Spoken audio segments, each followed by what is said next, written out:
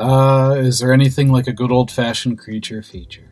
A lot of moviegoers these days are driven from cinemas for the movies on offer. Movies from tired franchises or movies bloated in part by huge budgets. Along comes a simpler movie like The Last Voyage of the Demeter, and while not revolutionary, it's certainly a breath of fresh air. The premise of The Last Voyage is clever.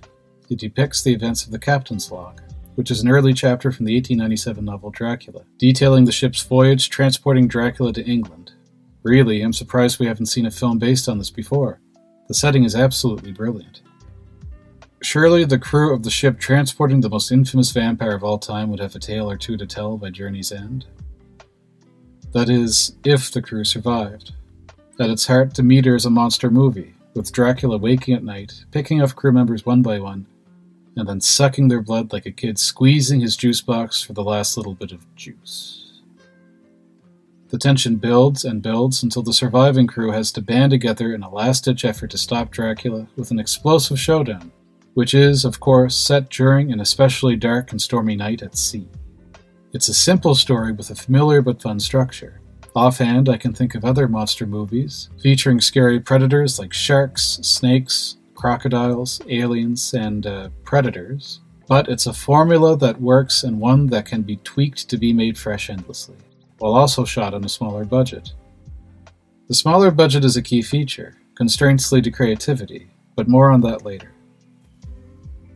The filmmakers cleverly focus on the beauty of the setting to the film's benefit. The ocean, the handsome design of the ship, the historically accurate clothing, and even tattoos. All of it makes me think of classics like Moby Dick and Joseph Conrad stories like Youth. I'm a fan of historical fiction and period pieces, and especially naval fiction and film for the visuals alone. The characters, however, are not so interesting as the visuals. Adhering to the monster movie formula makes the characters all pretty much stock. The scowling fellow with the big tattoos on his chest is disagreeable, the cabin boy is naive but sweet, and the hero is noble and optimistic. However, while no one undergoes any real arc, some of the characters manage to have great moments. The captain, for example, in his final moments, stands up to Dracula while praising God. The captain dies, but he dies strong, facing a tyrant while doing so. Additionally, the horror aspect is well done. Dracula himself looks cool. He is at times scrawny yet weak, while at other times thick-necked and barrel-chested. His physical transformations show his need to feed. Some clever moments showing him the shadows and camera tricks make him look menacing but cool. Additionally, the kills, while bloody, are never gratuitous. People die and die painfully, but they're afforded a sort of dignity which is refreshing given how grim modern horror movies can be. The pacing can also become bogged down and even plotting at times. It takes the crew a tediously long time to realize that the monster only strikes when it's night, as most predators do, and they don't get the idea to check the boxes of Romanian soil until very late into the film. But did they check during the day? No, they choose to search for the monster at night, because that's when the predator is most active, so why not? All in all, however, it is a fun monster movie which begs the question, where to from here? How should the filmmakers proceed?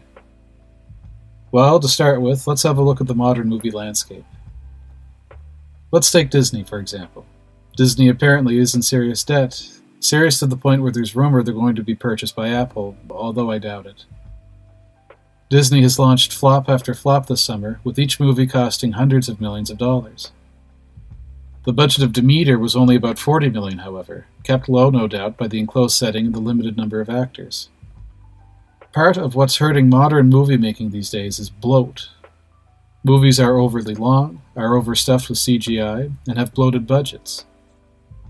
Demeter, meanwhile, keeps things simple. There's almost a humbleness to it. Dracula is kept in the shadows for most of the movie, which not only builds tension for when he's fully revealed at the end of the film, but also must have saved in budget costs, concealing him in shadow instead of fully showing him. My point in bringing up budget is that a sequel to Demeter could have a similar setting which would no doubt cut costs while also achieving ambience. Instead of a boat, maybe it could be an old Victorian home, or even a castle. Settings filled with rooms and corridors just waiting to be poorly lit and be filled with the sounds of slowly creaking doors and floorboards. It's interesting bringing up the question where to from here, because Demeter actually ends by laying the groundwork for a sequel. The one surviving member of the crew promises he'll avenge the others by hunting down Dracula, setting off in the mist-strewn alleyways of England to do so. Dracula, meanwhile, knows that he's being followed, but welcomes the challenge with a pointy-toothed grin. The film ends with a sense of challenge and adventure, and is there anything more exciting than potential? As Demeter serves as a story leading up to the events of the novel Dracula, there is room for cool side stories. Dracula's human clothing, like his black suit with matching hat and cane, and him strolling down the foggy streets of Victorian England, immediately made me think of Jack the Ripper. Now, the Jack the Ripper murders were in 1888, and the events of Dracula take place in 1897. But the time frames are close enough. It'd be interesting to see if the filmmakers could develop an overlap between the two.